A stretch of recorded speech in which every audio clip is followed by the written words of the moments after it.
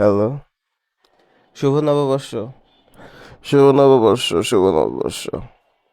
কি অবস্থা তোর শরীরের এখন? এই তো এখন ভালোই। তুই মনে হয় সিঙ্গাপুরে গেছিলি না? হ্যাঁ, সিঙ্গাপুরের ডাক্তার দেখে আসলাম। ডাক্তাররা বললো যে এখন ঠিকঠাক আছে, সো ভালোই আপাতত আছি। যাক, ভালো থাকলেই ভালো। তো কি করতেছিস? কি আর করবো, এই যে শুভ নববর্ষ জানাচ্ছি। তুইও উইশ করলি, এরকম অনেকেই ফোন দিয়ে উইশ করতেছে, টেক্সট করতেছে, ওদেরকে উইশ করতেছে আর কি। ও আচ্ছা। খেলাধুলার ব্যাপারে কি বললো ডাক্তার? খেলাধুলা কবে করতে পারবি, আবার মাঠে কবে নামতে পারবি? ডাক্তার আপাতত এগুলো নিয়ে ভাবতে মানা করছে, যেহেতু কেবলই একটা হার্ট অ্যাটাক থেকে উঠছি।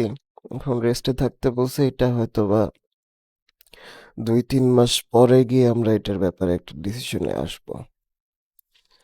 ও আচ্ছা। না, ঠিক আছে। এত বড় একটা হার্ট অ্যাটাকের পর আসলে একটু রেস্ট নেওয়াই উচিত।